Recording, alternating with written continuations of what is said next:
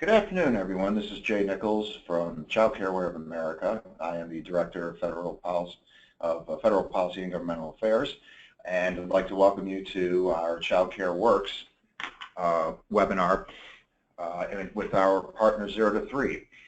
This is an ongoing series of the Child Care Works movement that we launched last month. We intend to hold weekly webinars between now and through the election, as well as carry on to advocacy work over the next few years tied to this movement. Before we begin, we just want to mention a couple of items, as many of you who participate in these calls tend to ask throughout it. This is being recorded, and it will be on our YouTube page, hopefully before the end of the day today. If any of you have any questions throughout today's presentation, you should have showing on your computer screens a little chat feature, and that's what we will use to answer any questions that you may have. And usually the way we'll do it is we'll give the presentation, and then at the conclusion of the presentation is when we will review any questions for either myself or for our friends at 0 to 3 to answer for you. And with that, I would like to welcome our guest from 0 to 3, Patty Cole, who is the Senior Director of Federal Policy, as well as Liz DeLauro, who is the Director of Advocacy. And we'd like to welcome them to today's call, as 0 to 3 is a noted experts and advocates in promoting access to care, particularly high-quality infant-toddler child care. And today they are actually going to share with us the work that they're involved in is on how infant-toddler care impacts the nation's future success, as well as they're going to discuss strategies to ensure babies' needs are placed front and center during the elections and the next administration, as well as the new Congress. And with that, I am going to hand it over to you, Patty and Liz, and take it away when you're ready. Hi, everyone. Thanks so much, Jay. We really appreciate the opportunity to be with you guys today and share some of our perspectives about infant-toddler child care and the upcoming election. So I'm Patty Cole, and as Jay said, I direct 0 to 3's federal policy efforts on a range of issues that affect infants, toddlers, and their families. So we really appreciate your joining us today as we're counting down to an election that is historic in many ways, and not least of which is the attention from both candidates to children and family issues like child care. I think we would all agree it's unprecedented. And nowhere is that attention more welcome and more important than when we look at child care for infants and toddlers. So I'm going to start us off by looking at the gaps that plague what is often an overlooked area of the early care and learning system. And then I'm going to turn it over to Liz to talk about how we can raise child care for our youngest children to a priority in the election. For new or about to be parents, finding child care for infants seems to be a near universal theme. They soon find themselves juggling jobs and babies. And when they start looking for care, they immediately run into gaps. So I'm going to talk about these gaps. The first is gaps in access, as infant care is in short supply. The second is gaps in affordability, as they experience the sticker shock on this necessity for going back to work. And another gap that they may not even be so aware of, the gap between what's out there for young children and the quality they need to get their development off to a good start. So first, the accessibility gap. Unquestionably, the need for infant-toddler care is immense. There are approximately 12 million infants and toddlers in the United States. 3 in 5 of their mothers are in the workforce.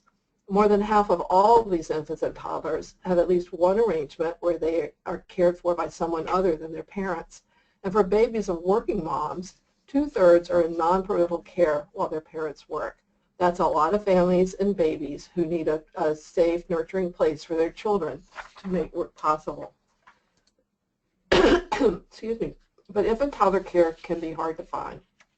Resource and referral agencies in many states report that help finding infant-toddler care accounts for half or more of all the requests they receive. Anecdotally, we know that centers sometimes find caring for young children too expensive, with more staff needed and more classrooms needed. So they may shut down their infant-toddler rooms or avoid starting them in the first place, and this places more stress on the system. And this is a particular problem as more and more children go into pre-K that may be actually provided through the public schools and that the centers may no longer be part of. While it's difficult to quantify the shortage, because we know parents of babies make different choices about care that they want for their children, one fairly crude measure is to look at the amount of licensed care for infants and toddlers and identify shortages in that way. For example, in Washington, D.C., it's reported that there's one such slot for every 4 infants and toddlers. In Baltimore, it's 1 slot for every 5 young children. In Colorado, it's 1 for every 6. And in Los Angeles County, there are a whopping 50 infants and toddlers vying for every single licensed place in a child care program. So while you're looking for care, one fact smacks you in the face. Child care, and especially for infants and toddlers, is a big ticket item for family budgets. For many families, much of this care is out of reach. You all know the facts.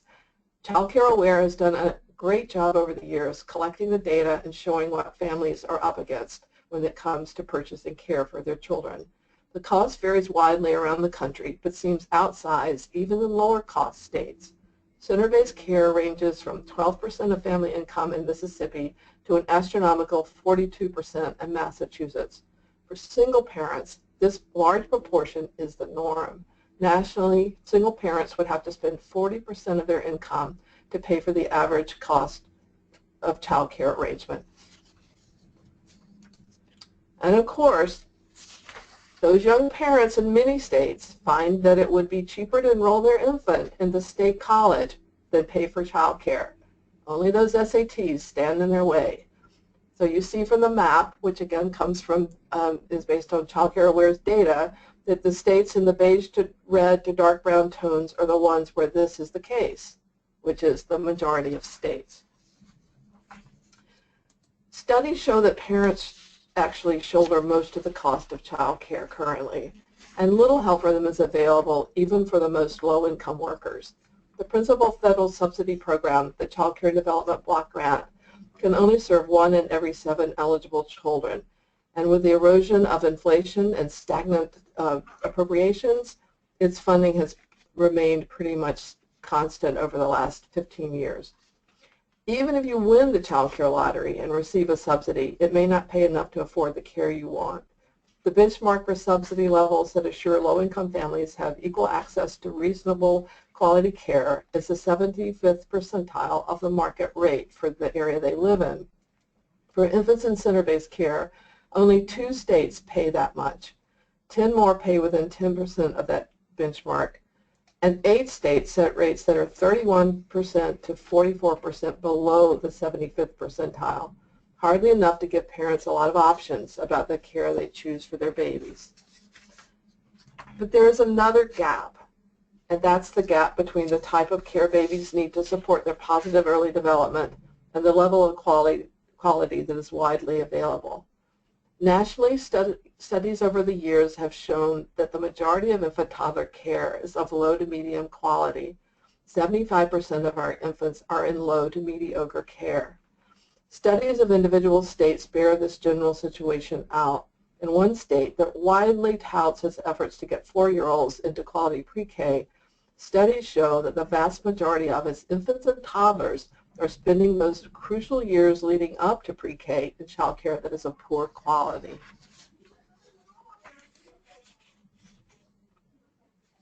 Did I skip a slide? Okay. Child care workers, whether we call them caregivers or teachers, are the main ingredient of quality.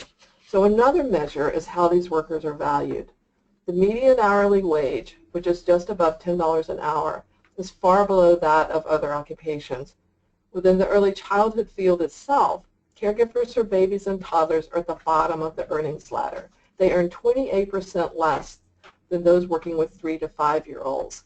And this gap persists even if they have the same educational qualifications.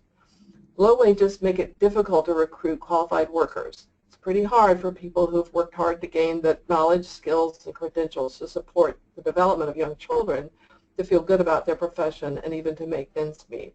Low wages contribute to high turnover rates, which in turn detrimentally affect quality, as young children need to have continuity in their caregivers.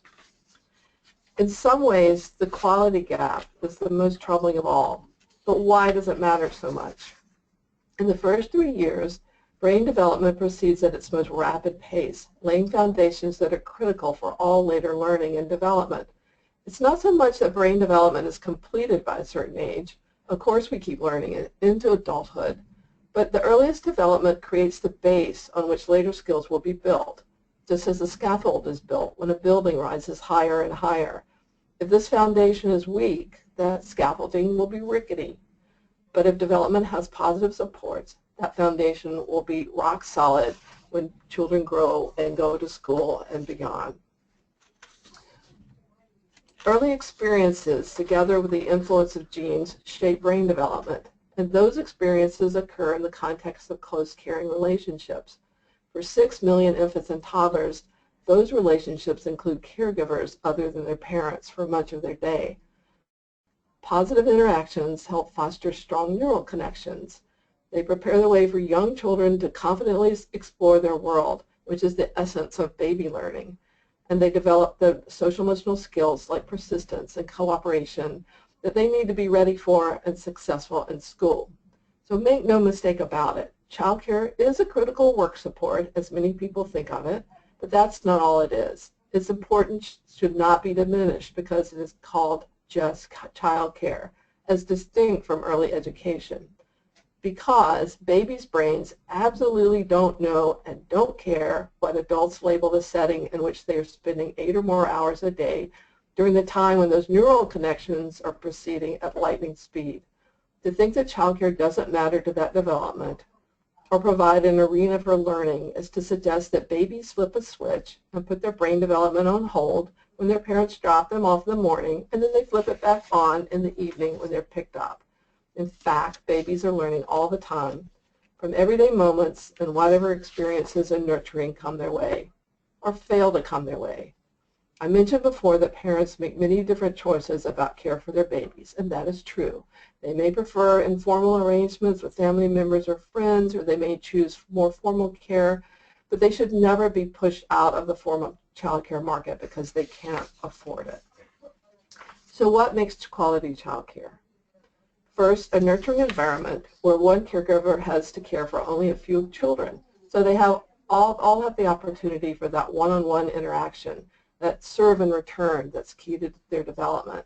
And this includes hearing lots of conversation or language that's directed at them, and as they get older, or even as they're preverbal infants, they get the time to respond. Next, we need a competent workforce because facilitating baby learning isn't a no-brainer. It's highly skilled work.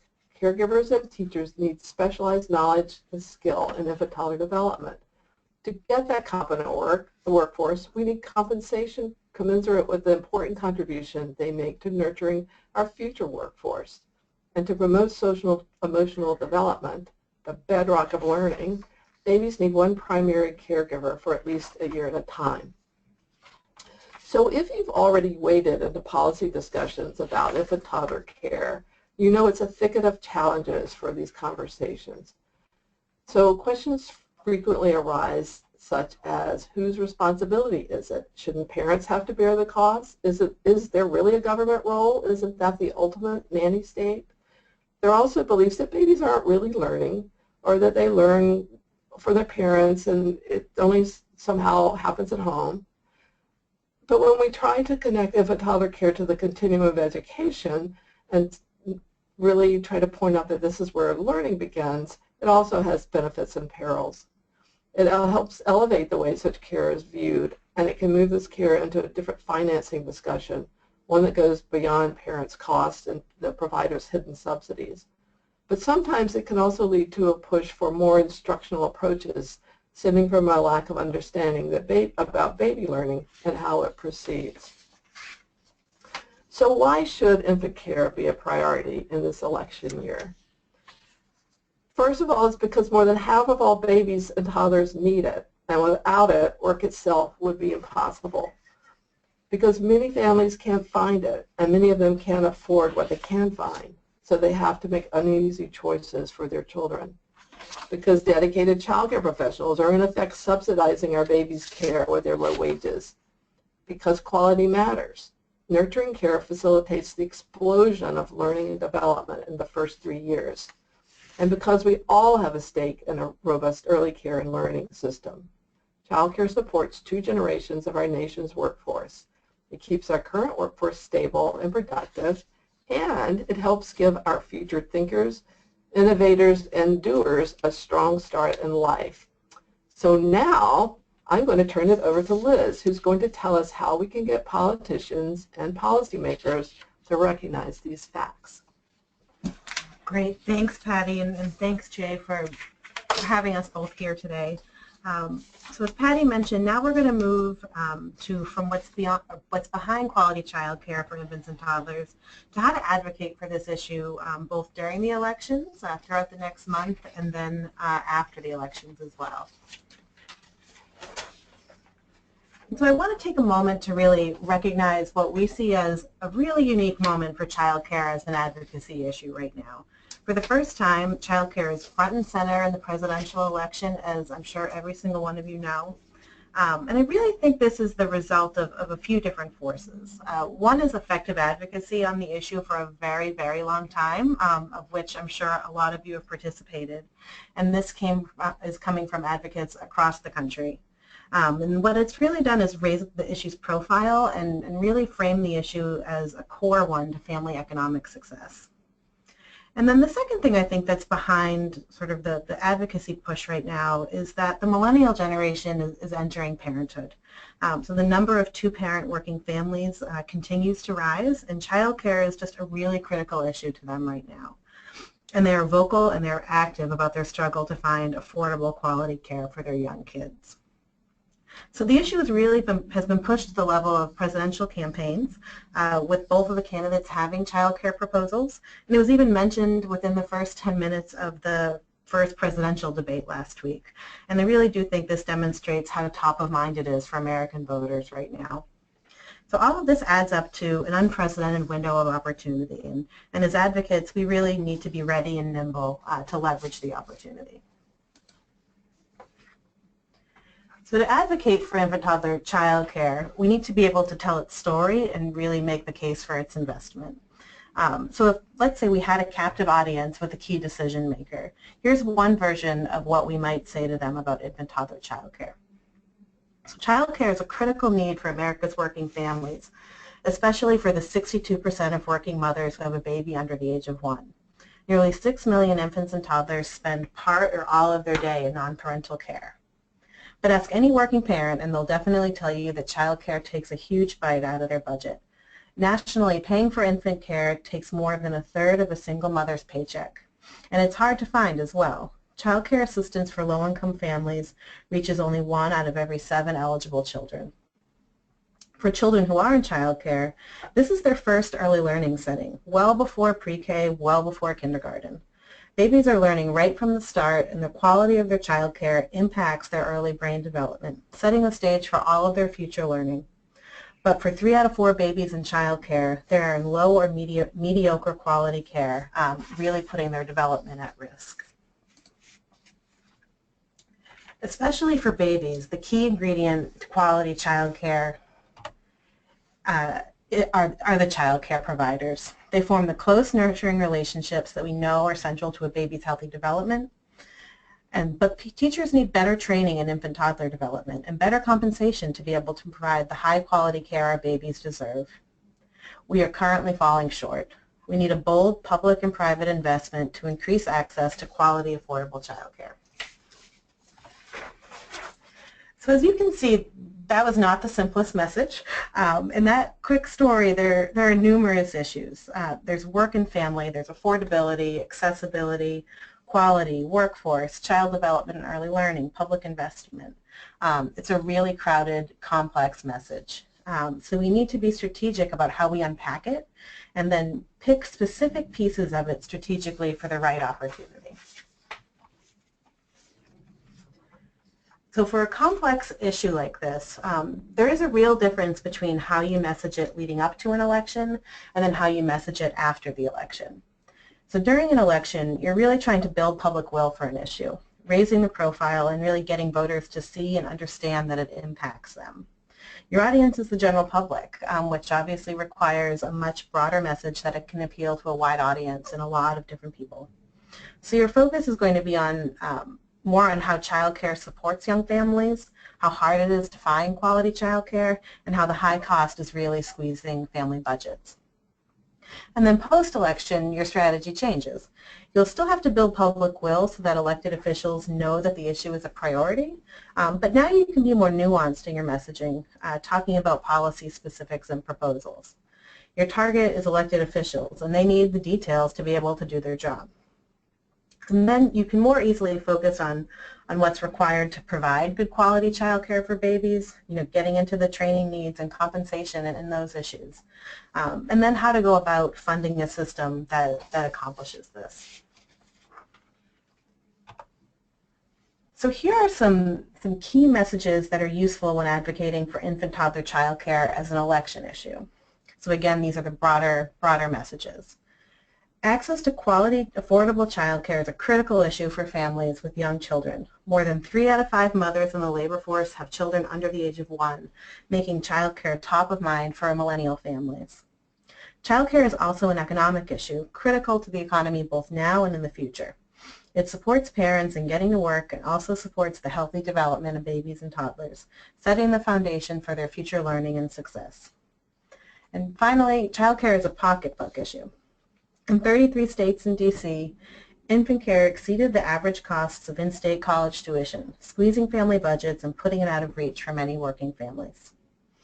We need a robust child care solution that helps all children and families succeed. And so you'll notice in those messages that we don't leave out quality, but that we really put the focus on affordability, access, and the economy, trying to appeal to a great number of voters. We also don't solely focus on just babies. We broaden the message to all children, but use supporting points that are relevant to infants and toddlers. And so let's pretend it's now late January. You've made your case for why it's important, and now you really have an opportunity to provide some really concrete direction on what changes need to be made to the child care system and policy. So here's what some of your messages might be. Quality matters. Quality childcare prepares babies for future learning and success, boosting cognitive, social, emotional, language, and math skills. In a national study, 3 out of 4 babies in childcare were in low or mediocre quality care, which is detrimental to their development. And states are stretched. There are increased costs to meeting CCDBG's new requirements, but additional funds have not been appropriated.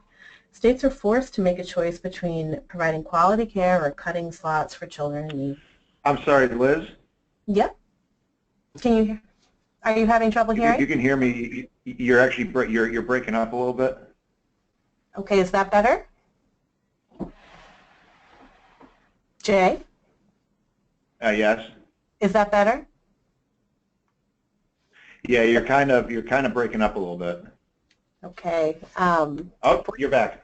Okay. It must have been a glitch in our internet connection because we haven't moved here. So.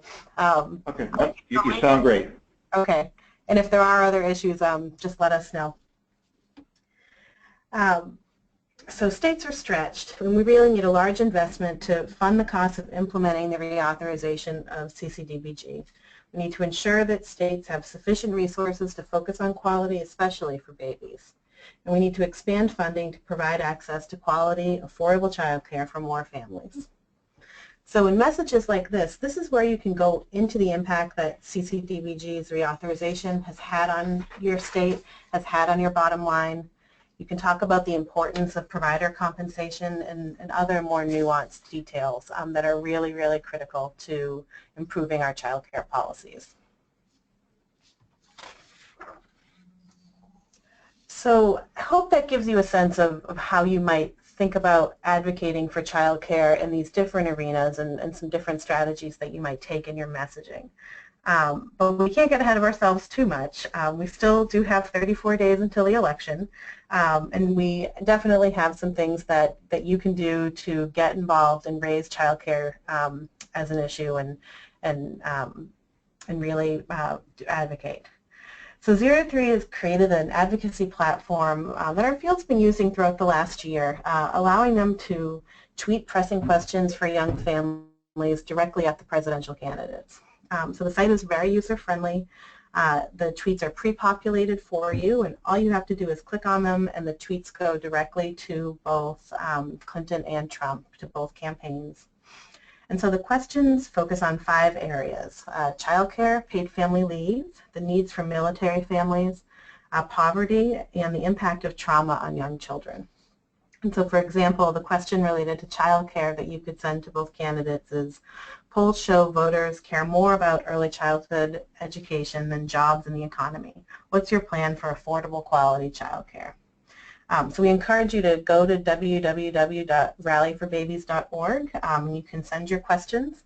There are 2 debates remaining, and I'm sure many of you live in states that are getting frequent campaign stops, and so there are still lots of opportunities to raise our issues and get them into the discussion. And there is a very current opportunity as well. So this Sunday night's debate will feature questions directly from voters. It's a town hall style forum. So the Debate Commission has created a website, presidentialopenquestions.com, where you can submit questions and then vote on questions that you want asked during the debate. So the top 30 vote getters will be considered for the debate, and everybody will find out live on Sunday night which questions they've selected. So just this morning, we actually were working with Moms Rising. We posted a question related to child care and paid family leave. And the question is, how will you help working families with young children with quality child care and paid leave? And so we definitely need your help, and your family's help, and your colleagues' help, and your neighbors' help, everybody. And we really need to get out a vote for this question and see if we can get it into the top 30 questions. So please do vote. We'll be sharing this on social media from now through Sunday. We'll be getting it out over email as well, and we hope that you'll join us and get the vote out. And Jay, it might even be possible to share the link to the actual question in the chat box. If you could do that, that would be wonderful. Yes, I'll do that. And so, speaking of social media, you know, it's clear that it's increasingly important to elections. It has been very central to this presidential election. And to get noticed on social media, graphics are really, really key. Our latest infographic, which is called America's Future, depends on quality childcare. Graphically depicts the current state of infant-toddler childcare in America, the elements of quality care that Patty went over earlier, and then why quality matters. And we do encourage you to share it on Twitter and on Facebook and really use it as a tool to raise awareness both through the elections and then after the elections as well. And it's available for you to download at www.0to3.org/childcarepolicy.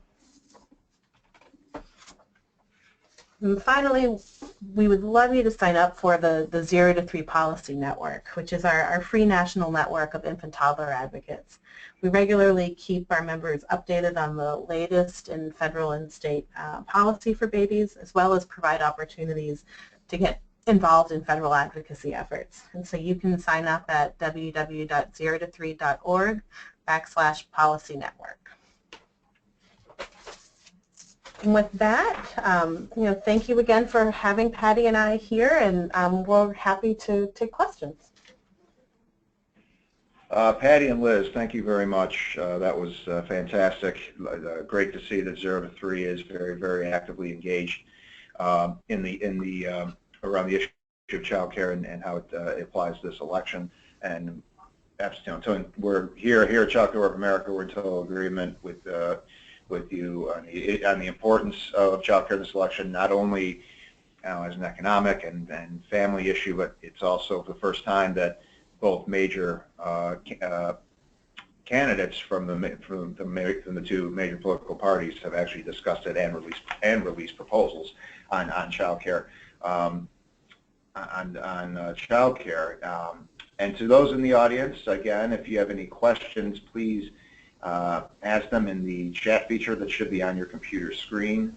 And while we will give folks a few moments, and while we wait for any potential questions, want to just take this opportunity to, again, remind everybody to please visit our Child Care Works website and take the pledge to show your support to make child care affordable and support the workforce. And in addition to some new updates to our current Child Care Works website, is we've updated our video list, and we all would like to strongly encourage you to visit our Uncle Sam series, as you see there on the top left part of your screen. We just released it last week. It's been getting a lot of views, and we encourage you to take a moment to view those videos at your leisure. And of course, we also have a message from our executive director, as well as family advocates and parents sharing their personal stories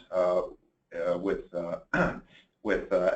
issues regarding access and to quality child care and so on and so forth. Liz and Patty, we still do not have any questions asked, but we will, of course, myself, and I'm sure Patty and Liz will be more than happy to answer any questions that you may have. And if you do, please feel free to contact us. Again, this webinar is being recorded and should be available hopefully before the close of business today or tomorrow at the latest. With that, Patty and Liz, unless you have any final thoughts, I think we're gonna close this presentation. I just wanted to thank the both of you for taking time to join us today.